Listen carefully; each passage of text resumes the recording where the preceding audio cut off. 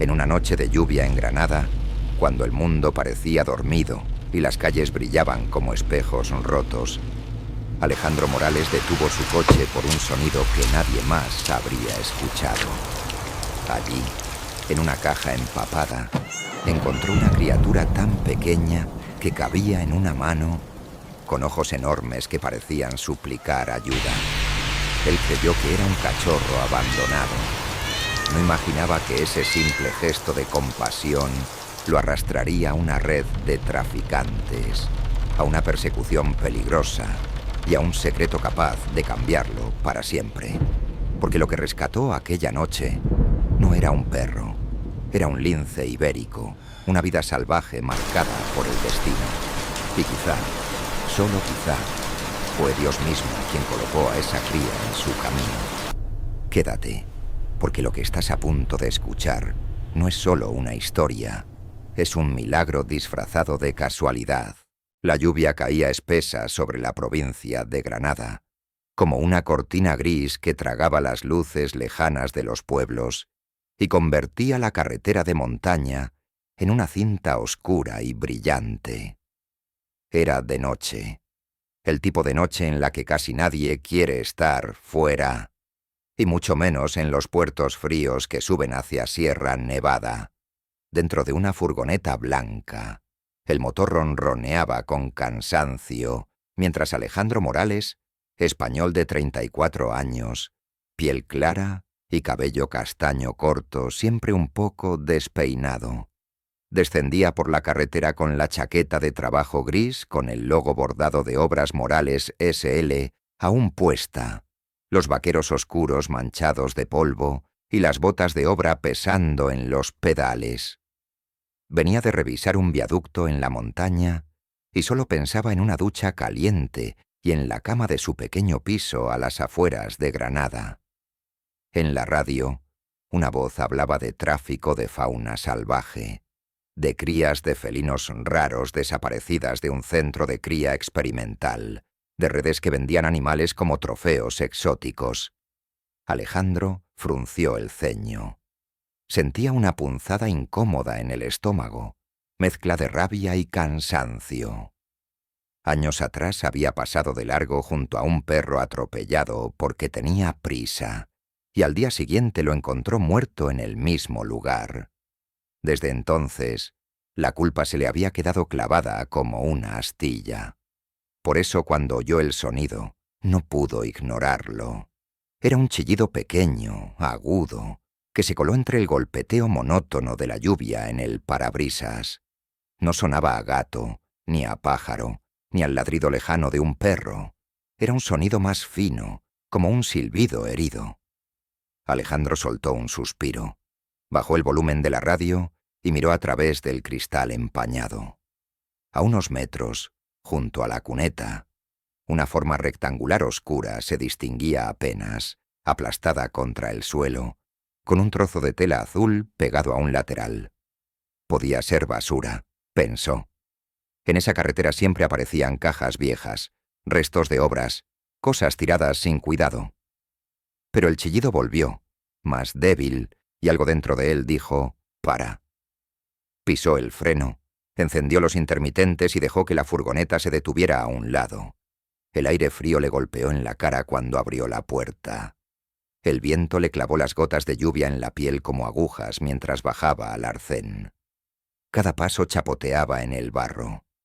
La luz de los faros recortaba la silueta de la caja empapada.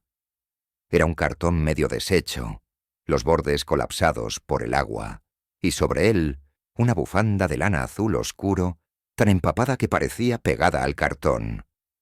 Cuando Alejandro se agachó, oyó el chillido de nuevo, justo ahí, debajo de la bufanda. Con cuidado, levantó la tela. Lo que vio le hizo contener la respiración. Dentro de la caja, encogida hasta hacerse casi un punto, había una criatura diminuta. No era un cachorro de perro, al menos no como los que él conocía. Tenía el cuerpo del tamaño de sus dos manos juntas. La espalda, cubierta de un pelaje negro tan profundo que, en la penumbra, se confundía con la sombra misma. pero cuando la luz amarillenta de los faros tocó ese pelaje, éste devolvió un brillo apenas perceptible, un reflejo púrpura suave, como si las gotas de agua sobre el lomo fueran pequeñas luces.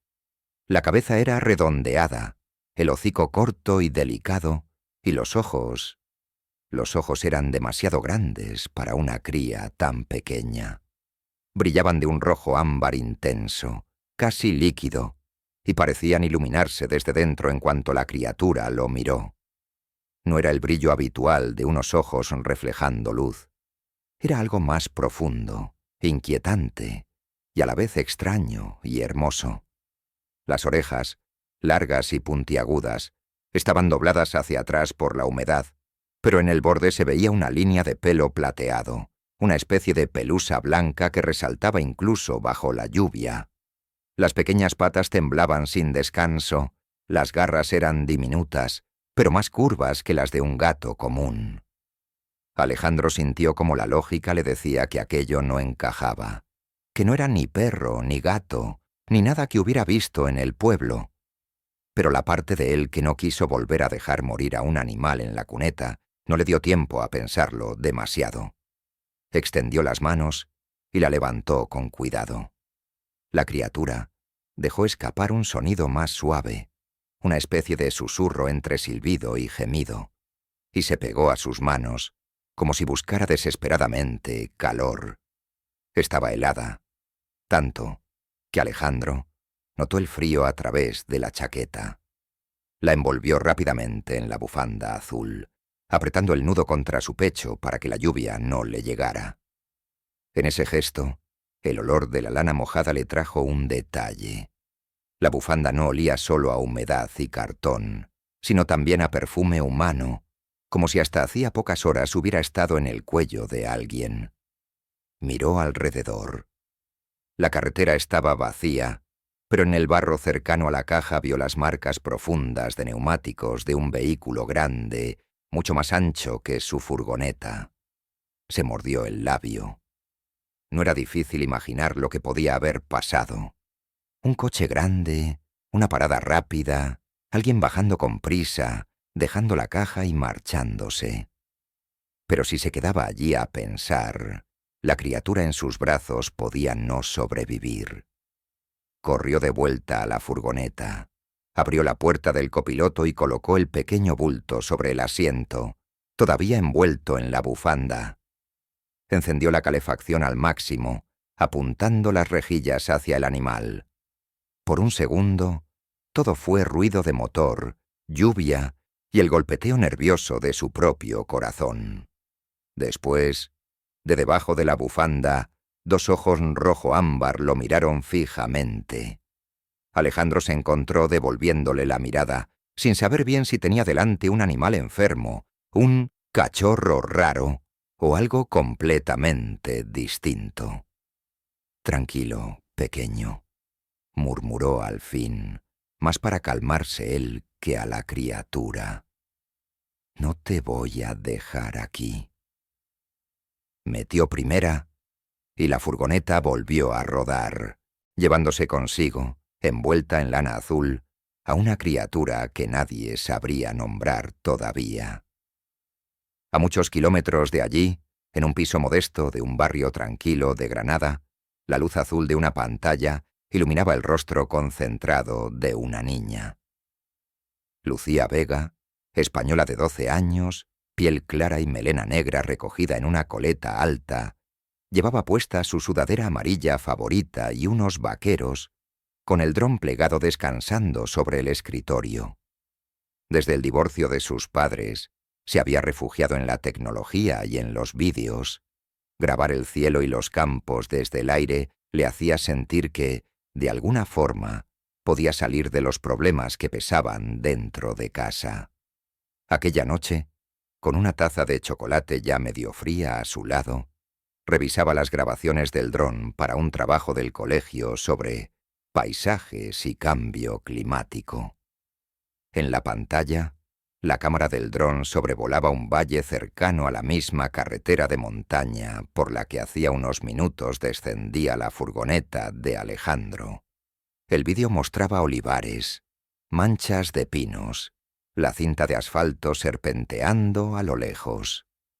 Lucía adelantó unos segundos, buscando un plano más interesante para enseñar en clase. De pronto, una furgoneta blanca apareció en el borde del encuadre. Detrás de ella, durante apenas unos segundos, se veía con claridad un furgón más grande, también blanco, sin matrícula visible desde esa distancia. El furgón reducía la velocidad y se detenía justo en un ensanche de la carretera. Lucía frunció el ceño y pausó el vídeo. Con el ratón amplió la imagen. Se veía una puerta que se abría, una silueta oscura bajando, algo en sus brazos, un bulto rectangular que dejaba en la cuneta. A aquella distancia, la resolución no permitía distinguir más.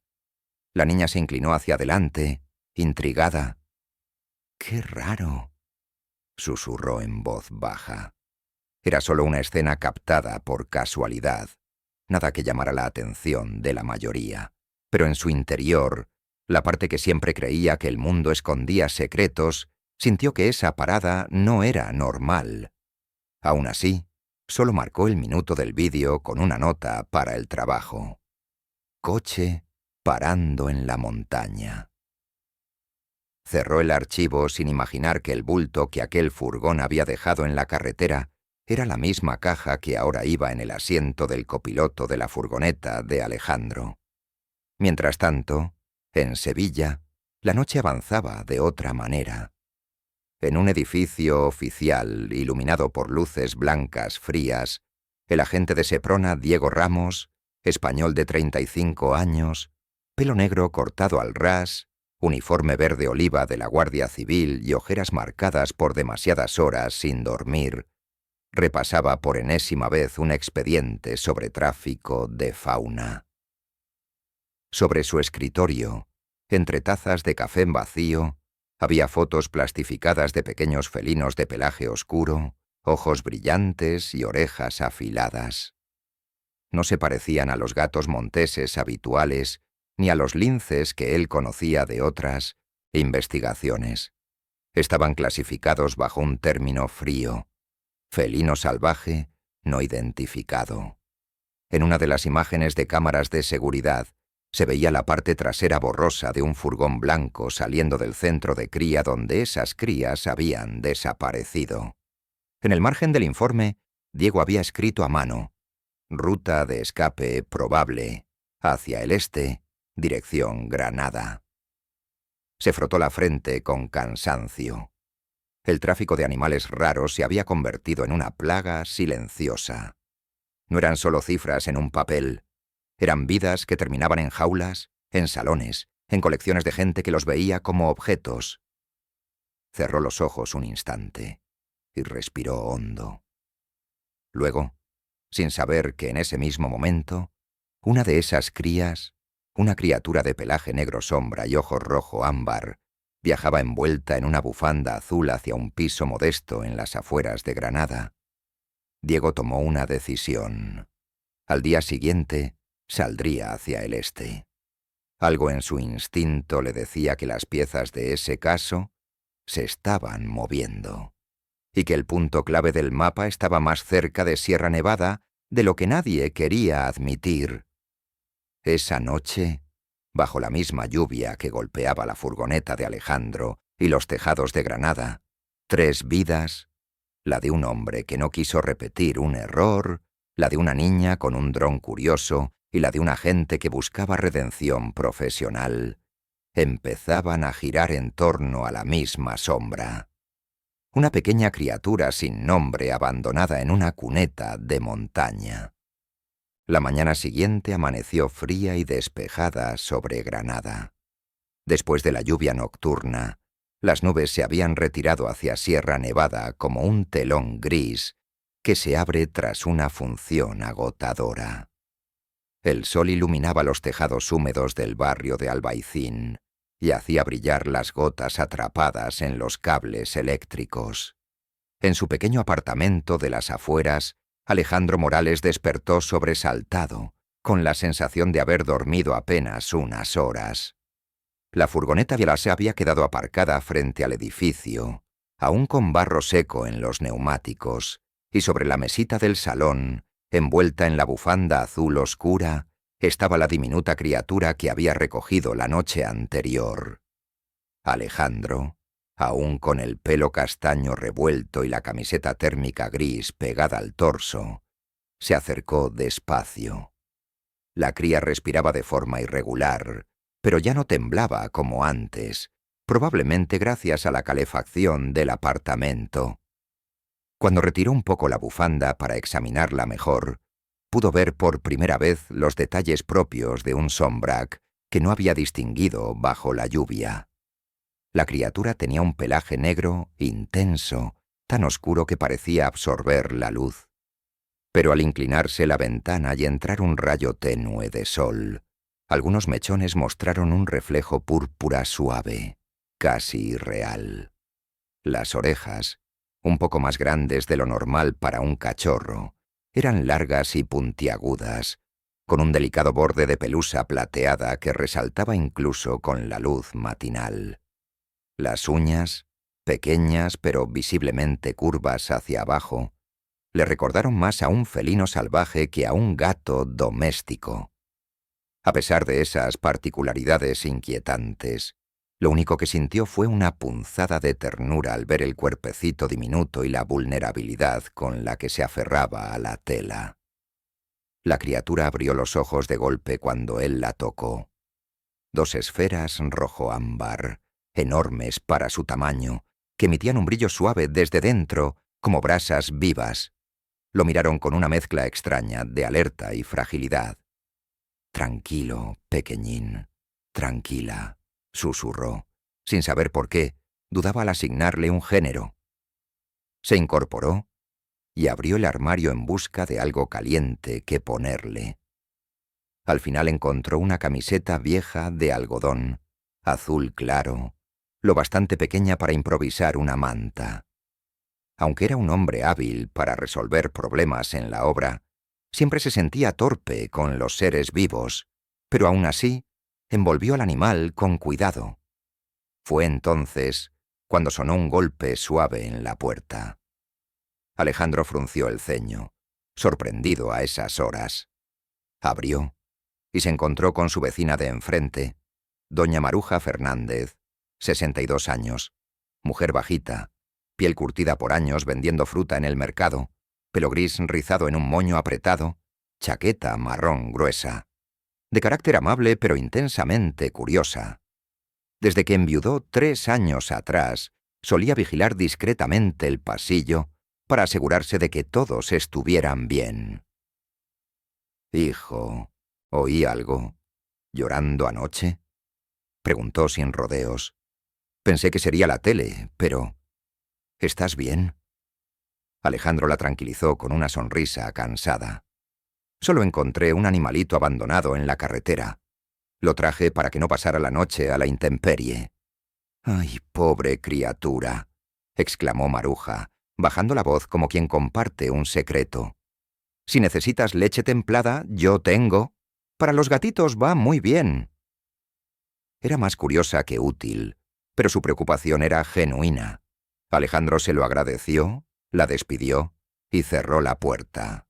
Cuando regresó al salón, la pequeña criatura, Niebla, había comenzado a moverse con más energía. Sus patas finas rascaban la tela y sus ojos enormes observaban la habitación como quien evalúa un territorio desconocido. Cada vez que la luz tocaba su lomo, el brillo púrpura aparecía por un segundo y desaparecía, como si la criatura absorbiera la luz. «Te voy a llevar al veterinario», dijo Alejandro en voz alta, más para convencerse a sí mismo. «No puedo saber qué necesitas si no te revisa un profesional». Mientras preparaba una caja de transporte improvisada, Niebla emitió un sonido breve, una especie de clic suave, seguido de un gemido vibrante, un sonido que ninguna mascota doméstica hacía. Alejandro sintió cómo se le aceleraba el ritmo cardíaco, incapaz de clasificar aquel ruido en ningún animal conocido. Sin embargo, Su determinación seguía intacta. A pocos kilómetros, en el mismo barrio, Lucía Vega, 12 años, estaba sentada frente a la pantalla de su portátil con el flequillo despeinado cayendo sobre sus ojos. Vestía su sudadera amarilla favorita, ahora con restos de pintura seca de un proyecto escolar. Había dormido mal, pensando en el video del dron del día anterior, la furgoneta blanca grande, el hombre que bajaba algo, la sombra que dejaba en la carretera. Aunque intentó convencerse de que no era nada, la parte de ella que siempre sospechaba que el mundo escondía misterios seguía inquieta. Su madre, Natalia Vega, 39 años, mujer alta y delgada, pelo castaño recogido, bata de enfermera aún puesta después de una guardia nocturna, entró en la habitación con una sonrisa suave. Tenía un rostro amable pero cansado, moldeado por años en urgencias pediátricas y por haber criado sola a Lucía. «Lucía, cariño, desayuna antes de que se enfríe», dijo. «¿Otra vez revisando los vídeos del dron?» Lucía cerró la pantalla rápidamente, como escondiendo un secreto. «Es para el trabajo del cole», respondió evasiva. Natalia quiso preguntar más, pero no insistió. Conocía a su hija. Después de un desayuno apresurado, Lucía guardó el dron en su mochila y miró por la ventana hacia el edificio de enfrente, donde vivía Alejandro. No sabía casi nada de él, excepto que siempre parecía cansado. Finalmente, decidió bajar al portal, por si lo veía salir. Mientras tanto, en Sevilla, Diego Ramos, 35 años, barba de 2 días, ojeras marcadas, uniforme verde oliva, revisaba los detalles finales del informe de la noche anterior.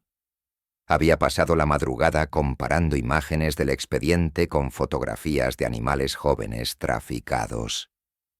En una de ellas, un ejemplar tenía un collar azul claro, lo que le recordó vagamente a la bufanda azul oscura que se veía en las imágenes del centro de cría. Su instinto le decía que esa coincidencia no era casual. Tomó su chaqueta, dejó una nota a su compañera, Rocío Martín, 33 años, pelo rubio ceniza recogido, gafas finas, carácter metódico y humor ácido heredado de su padre guardabosques fallecido, y salió. «Diego, no te obsesiones», advirtió Rocío. «O puede que lo tenga todo», respondió él. De vuelta en Granada, Alejandro colocó a Niebla en la caja acolchada. La criatura lo miró con intensidad, sin parpadear, como si memorizara cada detalle de su rostro. «Vamos, Peque», murmuró mientras cerraba la puerta y bajaba las escaleras. Encendió la furgoneta, puso la caja en el asiento del copiloto y tomó rumbo a la clínica veterinaria Albaicín Vet. Granada amanecía tranquila, ignorante del misterio que crecía entre sus calles. Cerca del portal, fingiendo ajustar la mochila, estaba Lucía. Cuando vio a Alejandro, reunió valor. «Señor Alejandro», gritó. Él frenó, bajó la ventanilla. «Hola, Lucía. ¿Todo bien? ¿Anoche estuvo usted por la carretera de la montaña?» Él dudó antes de responder. «Sí». «¿Por?» Lucía vaciló, pero no contó lo del dron. «Porque escuché ruidos cuando llegó». «¿Encontró algo?» Alejandro miró la caja y luego a la niña. «Encontré un cachorrito», respondió. «Lo llevo al veterinario». Los ojos de Lucía se agrandaron. Algo dentro de ella le decía que ese cachorrito no era normal. Alejandro llegó a la clínica veterinaria. Fachada blanca, letrero verde, ladridos y olor a desinfectante. Lo atendería pronto doctora Sofía Herrera, 46 años. Pelo gris recogido, bata blanca, carácter sereno y estrictamente protectora con especies salvajes después de ver morir a un lince negligido cuando era joven voluntaria. Alejandro entró sin saber que al mismo tiempo, en la autopista A92, Diego Ramos aceleraba hacia Granada con una intuición creciente. Una de las crías desaparecidas estaba más cerca de lo que nadie imaginaba. Capítulo 2. Termina aquí. La mañana avanzaba lentamente sobre Granada, mientras un cielo pálido, casi blanco, cubría la ciudad como una sábana fría. Había dejado de llover desde la madrugada, pero el aire conservaba un olor húmedo a piedra lavada y a asfalto que aún no terminaba de secarse. Las luces de los comercios empezaban a encenderse en las calles estrechas del barrio del Albaicín, donde la clínica veterinaria Albaicín Vet abría sus puertas entre los primeros ladridos impacientes de perros que esperaban su turno. Dentro, la calefacción era suave y el ambiente olía a cloro diluido, a pienso y a toallas recién lavadas. Alejandro Morales entró con la caja de transporte entre los brazos, el cabello castaño todavía húmedo por la ducha rápida que había tomado antes de salir. La criatura dentro de la caja emitió un leve gruñido, apenas un susurro, pero suficiente para que Alejandro la acariciara a través de la tela, con la punta de los dedos. Estaba nervioso, no por la clínica, sino por el miedo irracional de que algo grave estuviera mal con aquel pequeño animal que había encontrado. Sabía que no era un perro normal. Cada vez que la recordaba bajo la luz de su salón, con el pelaje negro que reflejaba un matiz púrpura y esos ojos rojo ámbar casi encendidos, sentía que había traído a casa algo que no encajaba en ningún catálogo de mascotas. «Buenos días», dijo una voz cálida desde la recepción. Allí estaba, Marta Llorente, 29 años, auxiliar veterinaria, piel clara, ojos marrones dulces, coleta alta de pelo castaño claro, uniforme verde agua. Una mujer paciente y empática, marcada por un episodio de ansiedad que sufrió años antes cuando perdió a su primer perro, lo que la había impulsado a estudiar para ayudar a otros animales. Marta saludó a Alejandro con una sonrisa genuina. «¿Primera vez por aquí?» «Sí. Y vengo un poco preocupado», respondió él, dejando la caja sobre el mostrador. Marta se inclinó para mirar dentro y sus cejas se arquearon apenas. «¡Qué pequeñito es!», murmuró, al ver un bulto oscuro envuelto en lana azul, del que asomaban unas orejas largas con pelusa plateada. «¿Lo encontraste?» «Sí, en la carretera de Sierra Nevada. Estaba abandonado». Marta asintió, sin hacer preguntas innecesarias. «La doctora Sofía te atenderá en unos minutos. Estamos un poco llenos esta mañana. Precisamente, en la sala de espera había una docena de animales más.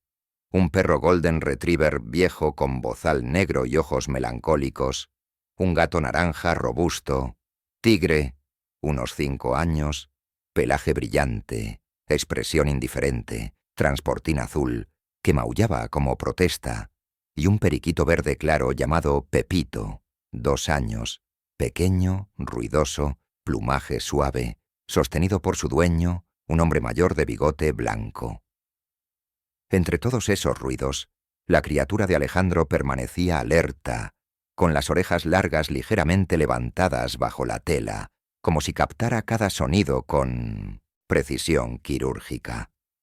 Alejandro notaba que su respiración se volvía irregular cada vez que un ladrido fuerte resonaba. No se parecía al miedo típico de los cachorros. Era más contenida, más calculada, como si estuviera valorando qué era peligroso y qué no. La puerta del consultorio se abrió y apareció doctora Sofía Herrera, 46 años, estatura media, bata blanca impecable, pelo gris recogido en moño, gafas rectangulares y un porte tranquilo que imponía respeto sin necesidad de hablar. Sus ojos grises y serios tenían la costumbre de analizarlo todo antes de mostrar cualquier gesto emocional. «Alejandro Morales», llamó con voz firme. Él se levantó y entró al consultorio, sosteniendo la caja con cuidado. El despacho de Sofía estaba ordenado con precisión quirúrgica. Instrumental esterilizado, estanterías con libros de zoología y medicina, pósters de fauna autóctona y una lámpara circular que colgaba sobre la mesa de exploración. Cuéntame qué ha pasado, pidió Sofía mientras se colocaba guantes de látex. Alejandro relató lo sucedido sin omitir nada.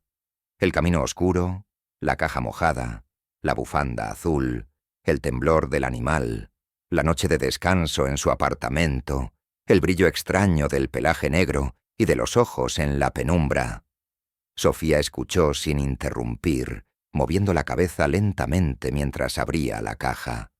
Cuando retiró la bufanda, la criatura la miró de frente con los ojos enormes y profundos que ya empezaban a secarse.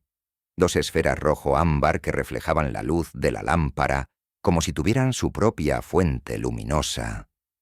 El pelaje negro, aún ligeramente húmedo, mostró por un instante reflejos violáceos cuando la doctora movió la lámpara. Durante un instante, Sofía se quedó quieta. Un gesto mínimo, casi imperceptible, pero Alejandro lo captó.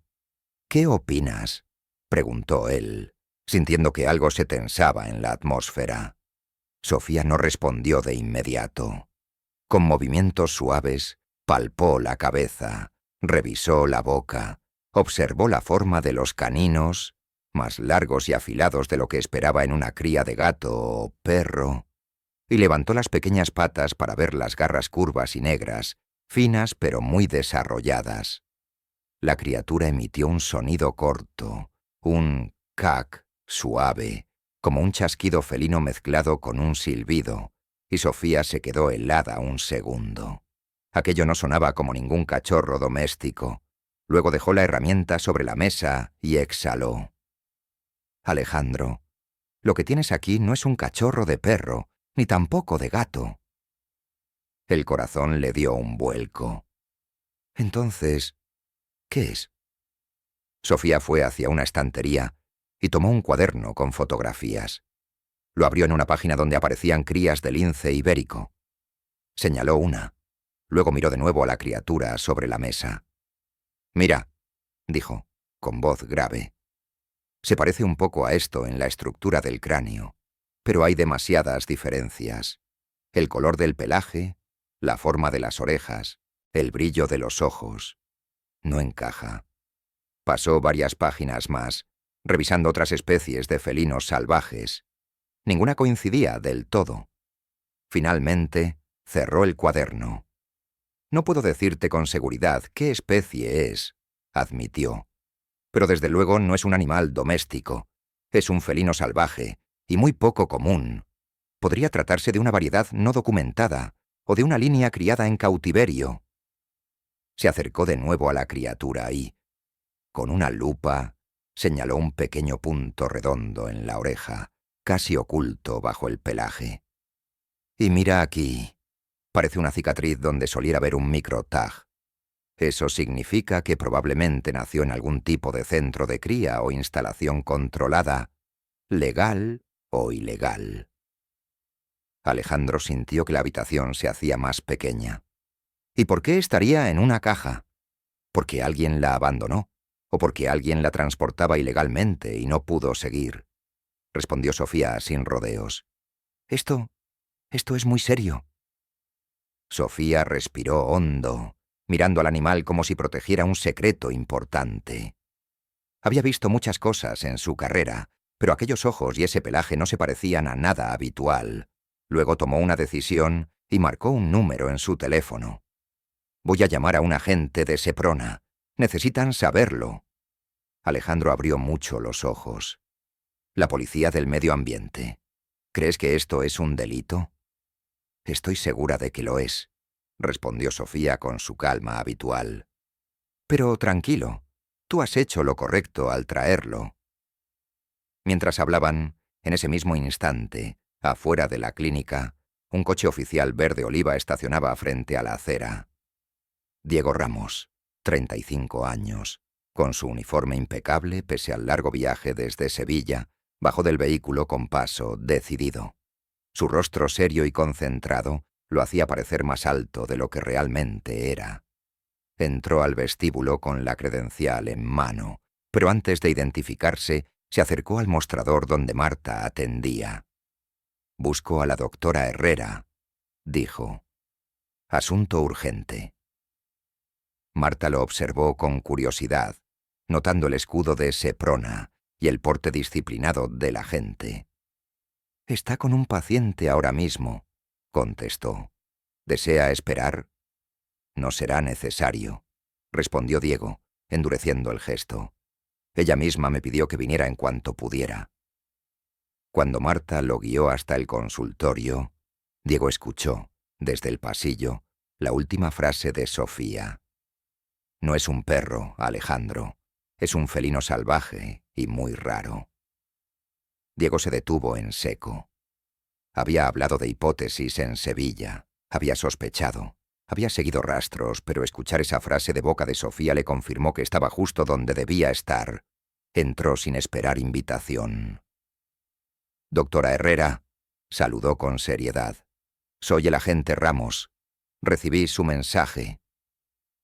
Sofía asintió. Alejandro lo miró sorprendido. Era la primera vez que veía a un agente de Seprona tan cerca. Imponía con su postura recta y su mirada intensa. «Usted es el hombre que...», empezó a decir Alejandro. «El que lleva meses investigando la desaparición de crías de un felino salvaje no identificado en Andalucía», completó Diego. «Y creo que el que tienes en la mesa es una de ellas». Se acercó y miró a la criatura con un gesto más tierno de lo que permitía su apariencia militar. «Pobrecito», murmuró. Luego se irguió. «Alejandro, ¿exactamente dónde lo encontraste? ¿Viste algún vehículo? ¿Algún rastro?»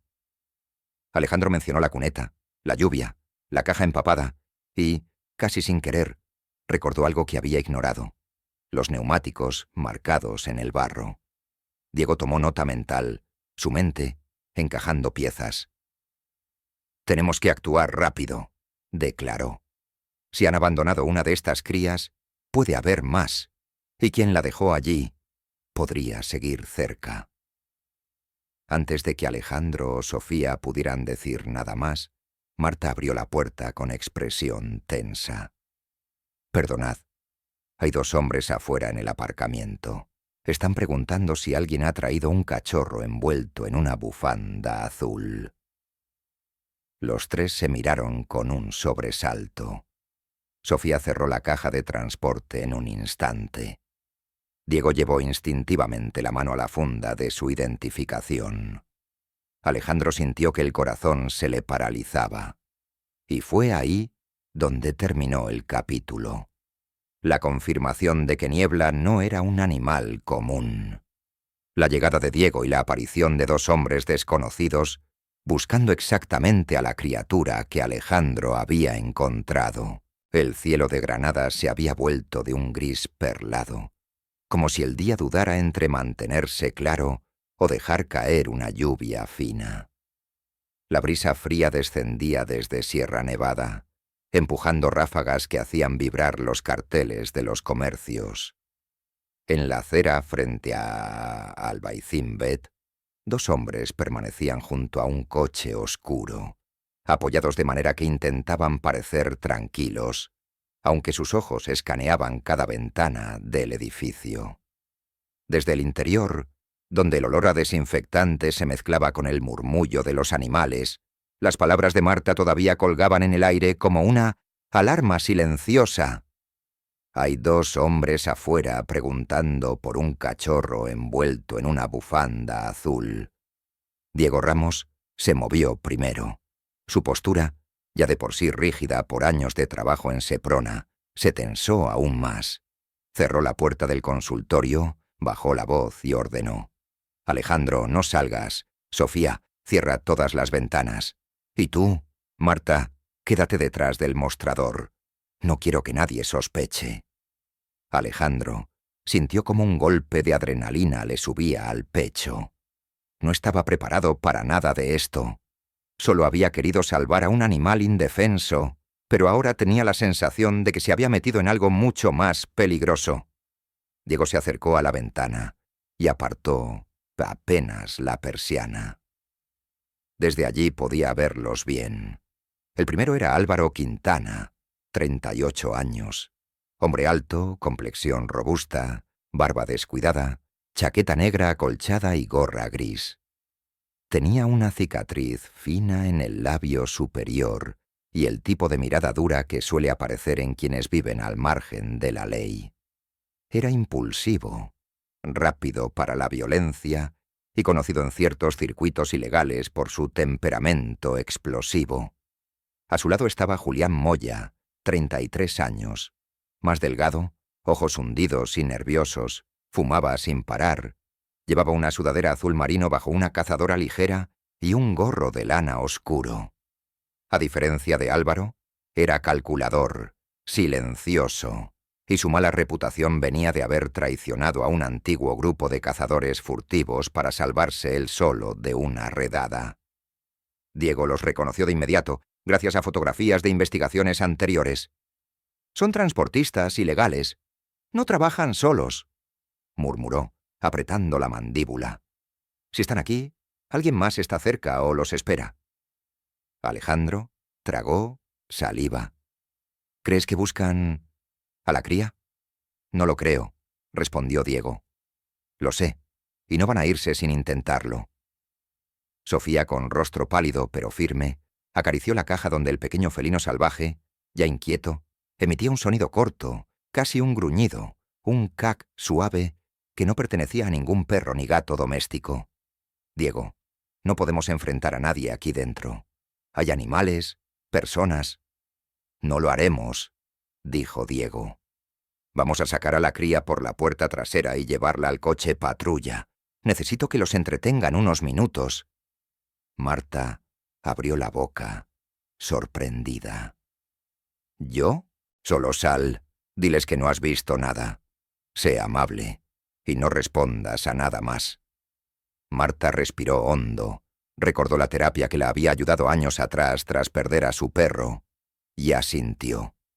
El miedo seguía allí, pero la determinación también. Mientras tanto, Alejandro levantó la caja con manos temblorosas. «¿Quieres que la lleve yo?» «Sí», respondió Diego, «pero mantente detrás de mí». Sofía abrió la puerta trasera del consultorio, que daba a un callejón donde los contenedores de basura formaban una especie de barrera visual. El aire exterior estaba más frío y olía a tierra húmeda, a restos de lluvia.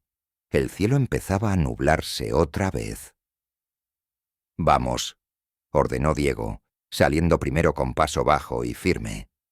En la parte delantera de la clínica, Marta se secó las manos en el uniforme, respiró profundo y abrió la puerta principal.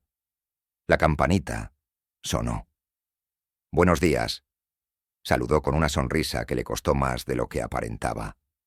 «¿Puedo ayudarles?» Álvaro dejó caer la colilla al suelo y la aplastó con la bota. «Buscamos un cachorrito, envuelto en una bufanda azul. Nos dijeron que alguien lo trajo aquí». Marta tragó saliva, pero mantuvo la compostura. «No he visto ningún cachorro así hoy. Quizás sea en otra clínica. Hay una en Sacromonte». «No nos mientas», interrumpió Julián acercándose un paso. Marta retrocedió un poco, el corazón golpeándole en las costillas. «No les miento. Si quieren puedo revisar el registro». Álvaro levantó la mano, interrumpiéndola. «No hace falta. Vamos, Julián. Si no está aquí, lo encontrarán fuera». Salieron con un gesto brusco, cruzando la calle, mientras su coche oscuro arrancaba lentamente. No se alejaban del todo. Estaban buscando.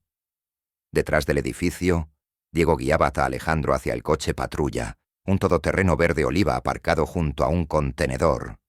«Rápido», susurró. Justo entonces, un rugido de motor resonó por la calle lateral. Un coche se acercaba. Era el mismo vehículo oscuro de los dos hombres que habían rodeado la manzana. «Mierda», exclamó Diego. «Los dos al coche, ya». Alejandro corrió, la caja en brazos. La cría de felino salvaje lanzó un chillido agudo, más parecido a un silbido cortante que a un ladrido. Sofía, que se había quedado en la puerta trasera, vio el vehículo doblar la esquina y gritó: «¡Diego! ¡Por la derecha!». El coche de los hombres aceleró hacia el callejón. Diego empujó a Alejandro hacia la puerta del patrullero. «Entra y agáchate». Antes de que pudiera hacerlo, el teléfono de Diego vibró. Un mensaje entrante. «Estoy aquí cerca. ¿Necesitas ayuda?» Era de Lucía Vega. Sin saber que estaba enviándolo en el peor momento posible, la niña había salido con su dron para grabar nuevas tomas para su proyecto escolar. Vestía su sudadera amarilla, vaqueros, y llevaba la mochila azul con el dron dentro. No sabía nada sobre los hombres peligrosos, pero sí había escuchado a Alejandro contando que iba al veterinario. Por curiosidad y un presentimiento extraño, decidió acercarse a la zona después del colegio. Diego no tuvo tiempo de responderle. El coche oscuro aceleró en dirección al callejón. «¡Agáchate!», ordenó. Alejandro lo hizo justo cuando el vehículo pasó rozando un contenedor, levantando polvo. Los hombres no habían visto exactamente qué ocurría, pero sabían que alguien estaba detrás de la clínica. Los minutos siguientes fueron un torbellino. Diego arrancó el patrullero, bloqueó la salida del callejón y giró bruscamente hacia la avenida principal. «Nos siguen», dijo Alejandro, mirando por la luneta trasera. «Lo sé. Voy a pedir refuerzos». Diego agarró la radio. «Aquí, agente Ramos. Necesito unidades adicionales en Albaicín. Vehículo sospechoso persiguiendo coche patrulla». En ese momento, otra vibración en su móvil.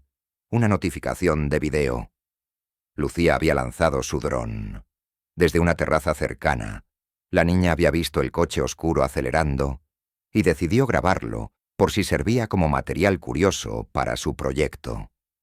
El dron comenzó a elevarse, proyectando una sombra pequeña sobre la avenida. Lucía controlaba el dron con habilidad nerviosa.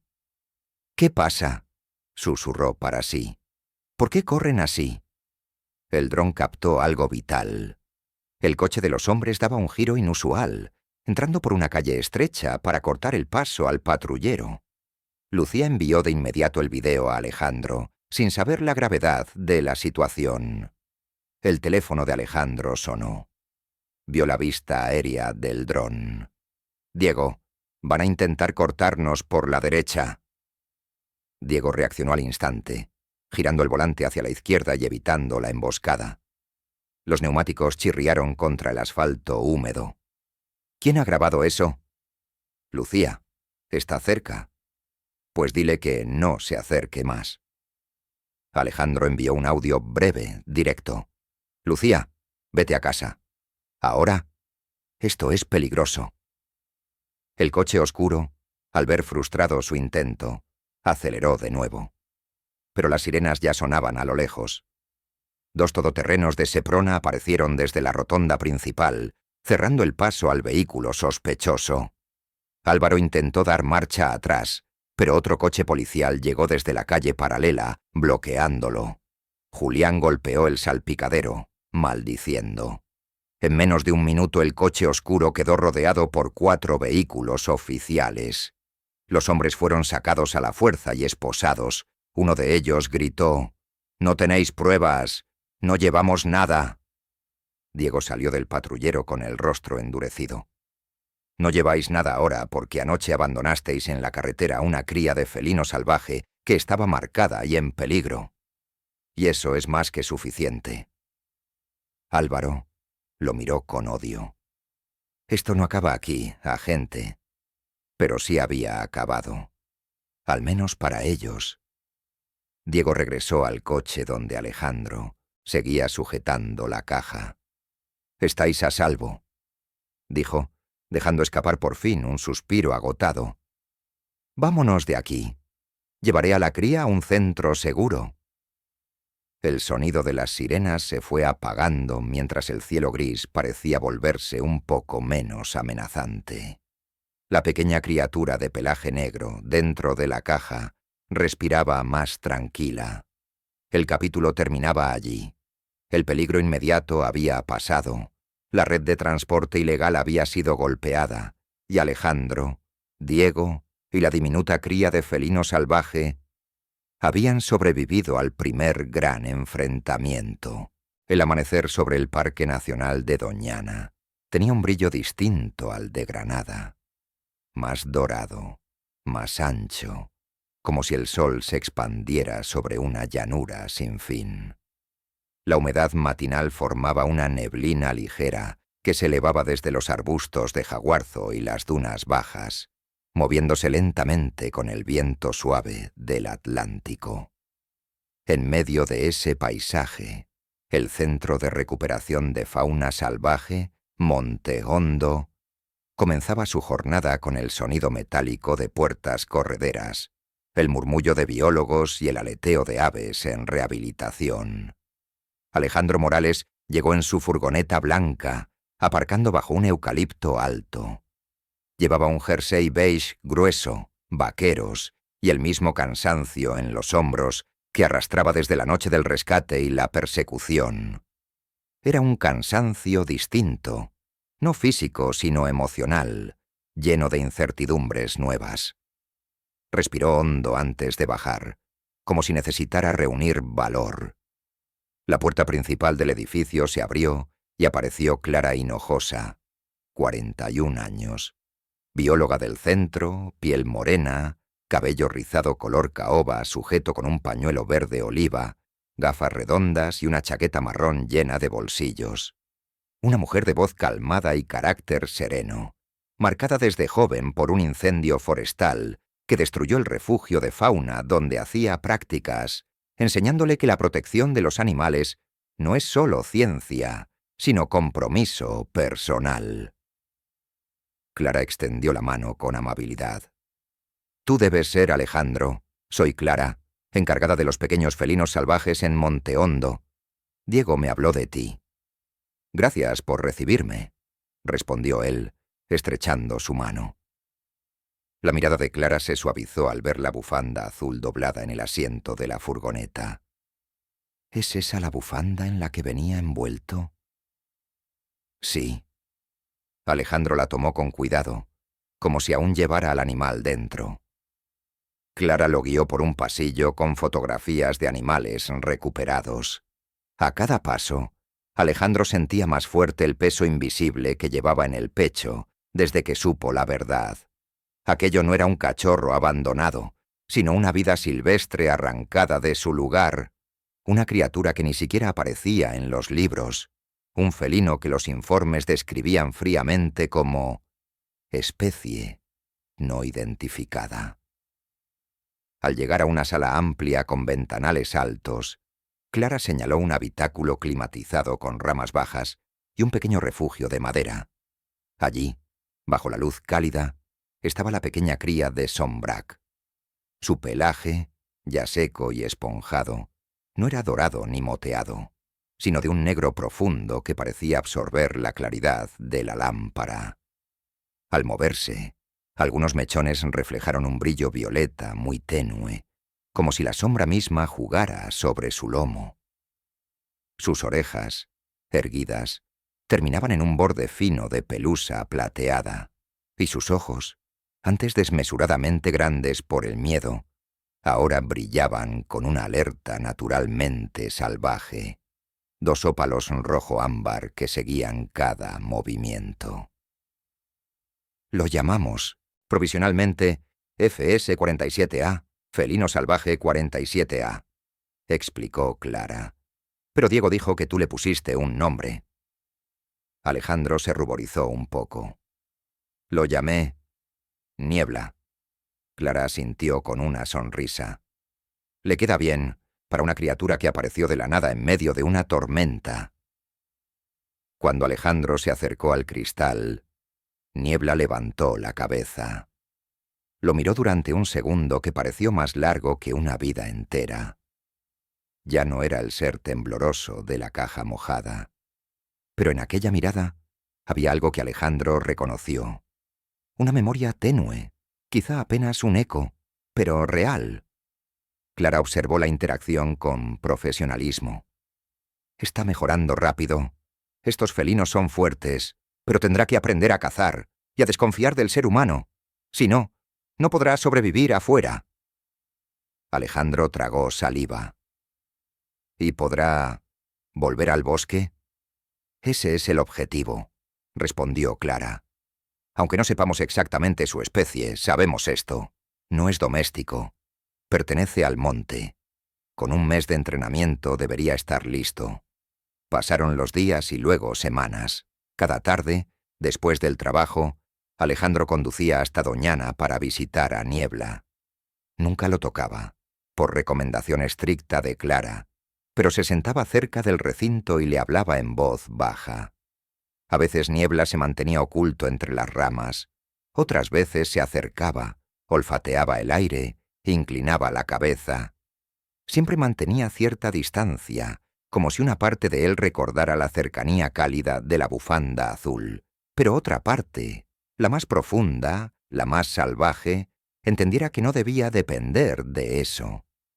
Durante ese tiempo, Diego Ramos también visitaba el centro. Su uniforme verde oliva le daba una presencia firme, pero en Montehondo se mostraba más relajado, incluso sonriente. El caso de los transportistas se había vuelto más grande de lo que imaginaban. Se descubrieron conexiones con una red de caza ilegal que operaba en el sur de Portugal, interesada precisamente en capturar y vender ejemplares raros como Niebla.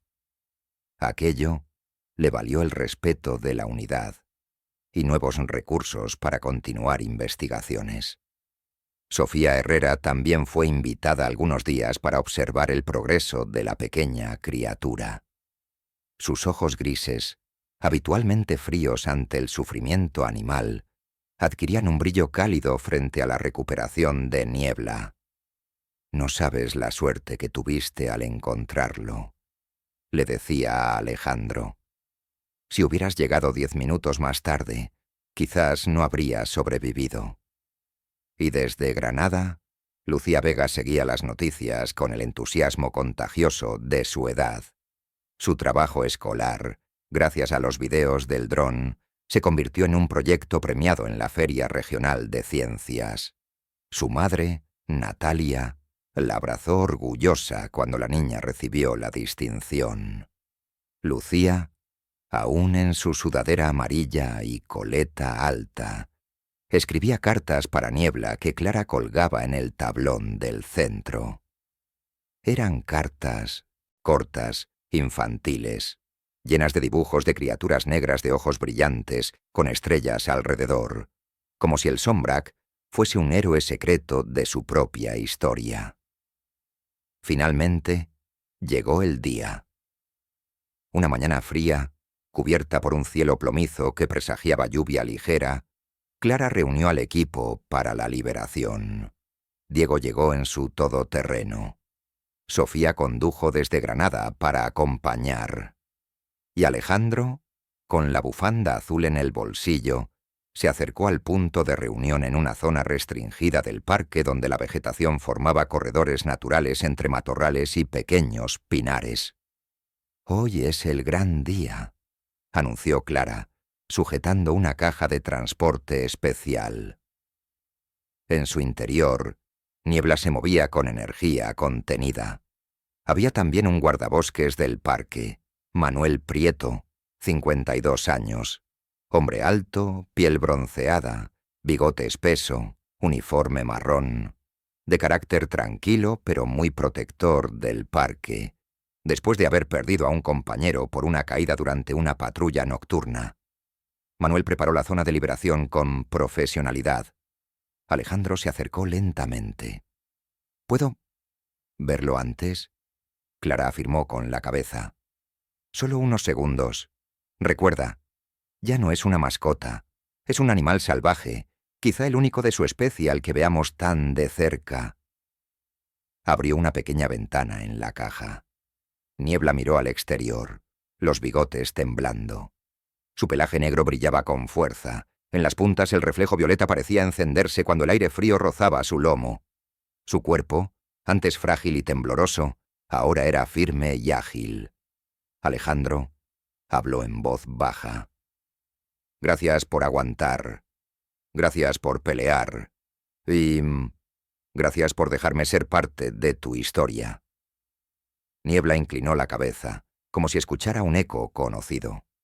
Durante un segundo, sus ojos rojo ámbar se fijaron en Alejandro con una intensidad que parecía mezclar reconocimiento y decisión. Clara cerró la ventana. «Es hora». Manuel abrió la compuerta de madera frente a una zona de matorrales densos. El viento sopló levantando hojas secas.